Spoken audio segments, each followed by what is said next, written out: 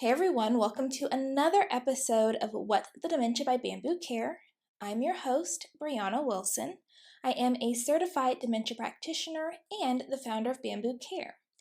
In this episode, I want to talk about a pretty big issue that most care partners run into at some point in their dementia care journey. And that is getting their partner living with dementia to take a shower. And it's a pretty big deal, right? I mean, it can be a serious point of frustration for a lot of care partners.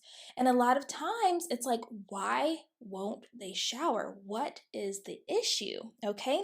And so what I want to do is highlight 10 reasons why your partner may not want to take a shower. Of course, there can be other reasons, but I can't possibly cover them all, okay? So I want to highlight 10 reasons why your partner may not want to shower, and there will be a couple of tips throughout, but this is really just kind of highlighting the reasons, and then in a follow-up episode, we'll go into more detail about some tips or tricks that you may be able to implement to help encourage your partner to take a shower, okay? And these are not in any particular order, okay? These are just kind of the way that I'm telling you, okay?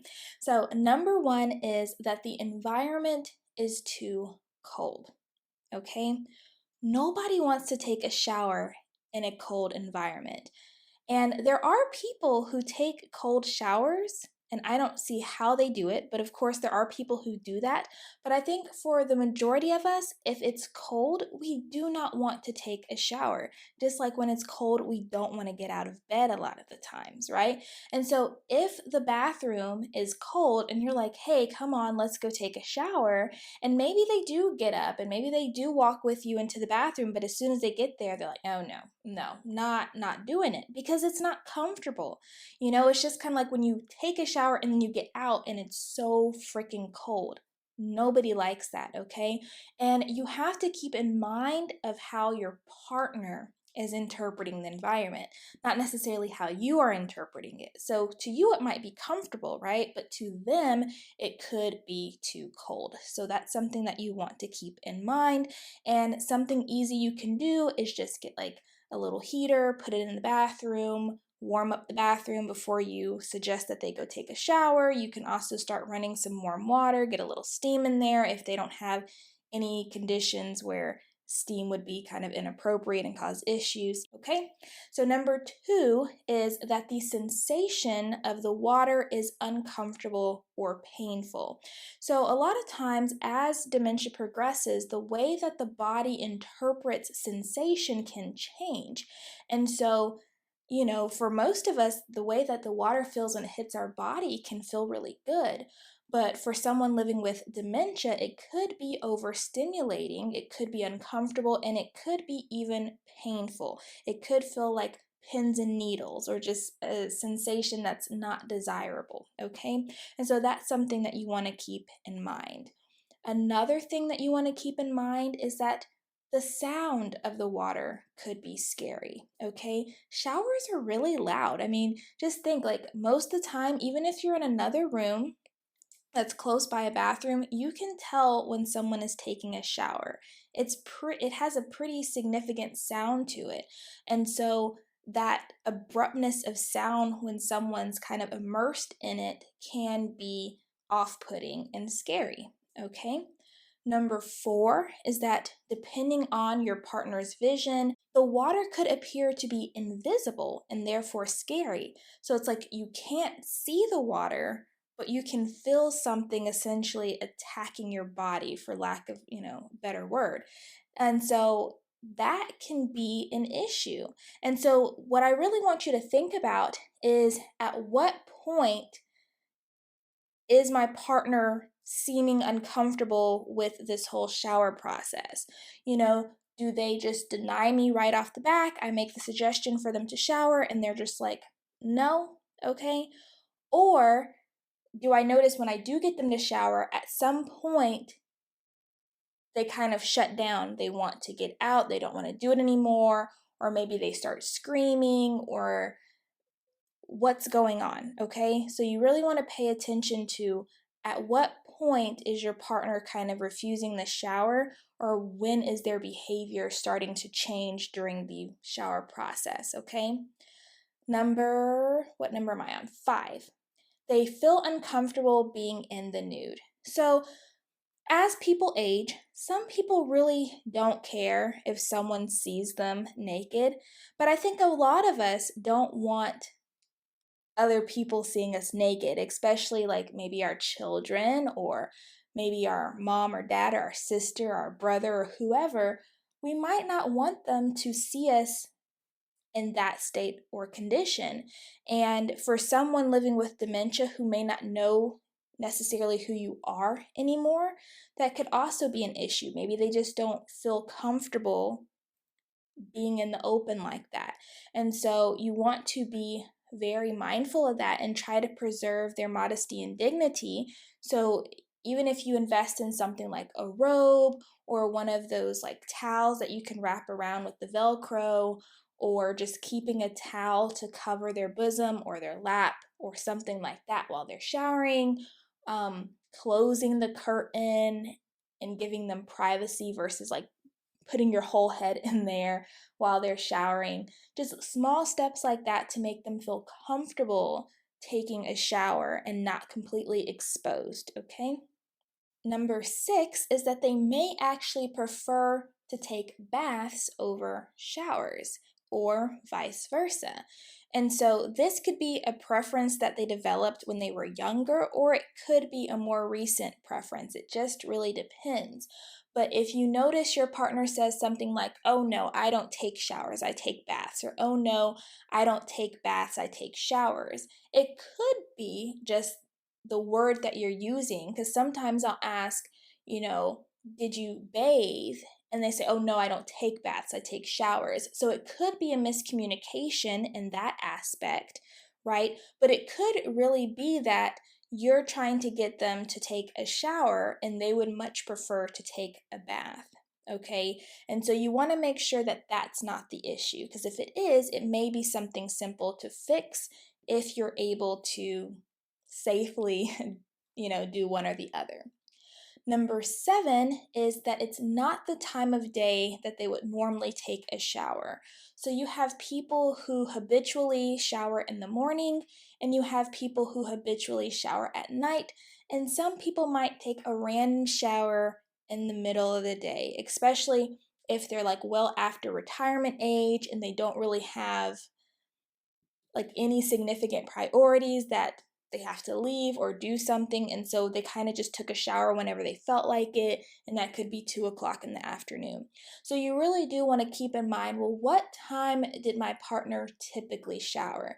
Because you may have better luck if you're inviting them or encouraging them to take a shower at a time that they would normally take a shower, at a time that makes sense to them, okay? Number 8, the environment is unfamiliar and therefore anxiety provoking. And so most of the time, this is more common if you moved your partner in with you, or maybe y'all moved somewhere else. But this can also happen if they're living in their own home, especially as the dementia progresses, and they don't necessarily recognize their home as their home, even if they've been living there for 30 years or whatever. But if the environment is unfamiliar to them and they're not quite oriented to it, it could just be the fear of the unknown, okay? Especially if you're expecting them to just go do it after you've told them. Like, so maybe once they get in the shower, they don't really need a lot of assist. And so you're not trying to help them take a shower. Maybe you're just saying, hey, mom, it's time to go take a shower, go do it, kind of thing. And they end up not doing it because it's kind of the fear of the unknown. Maybe they don't quite know where the bathroom is. Maybe they don't quite know where the stuff is that they would need to take a shower. And maybe they have a fear of falling. And so they don't really want to try to navigate this new environment on their own, or something like that, okay? Number 9 is feelings of loss of control. So some people will simply tell you no just because they can. No is kind of the power word of keeping control, right? If someone asks me to do something and I say no, and then I do not do it, that just gave me a sense of control because I can control that, right? Anytime that someone suggests something or asks something or whatever the case is, and you can say no, that is a way of exerting control over the situation.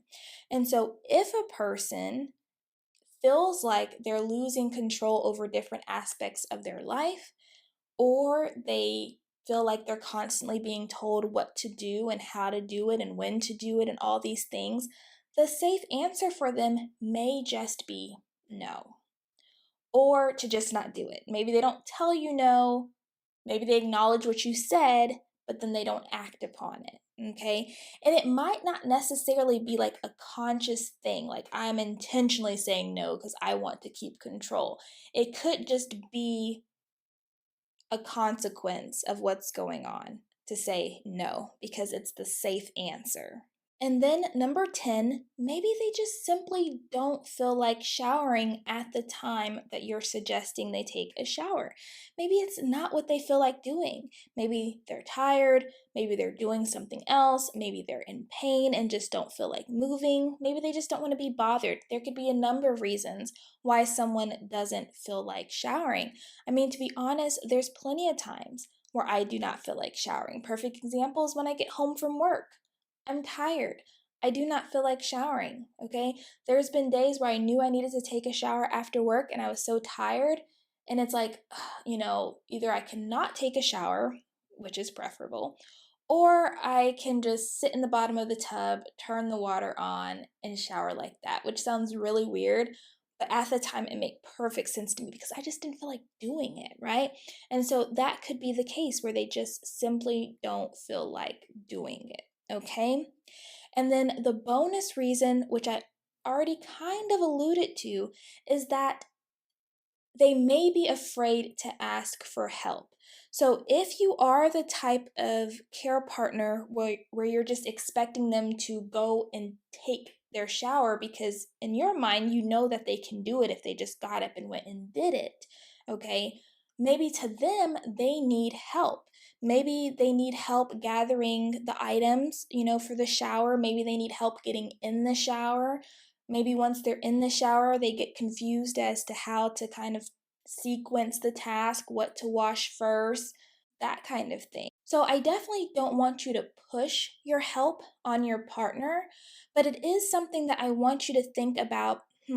Maybe I should extend help to my partner and see if they're wanting me to help them with anything.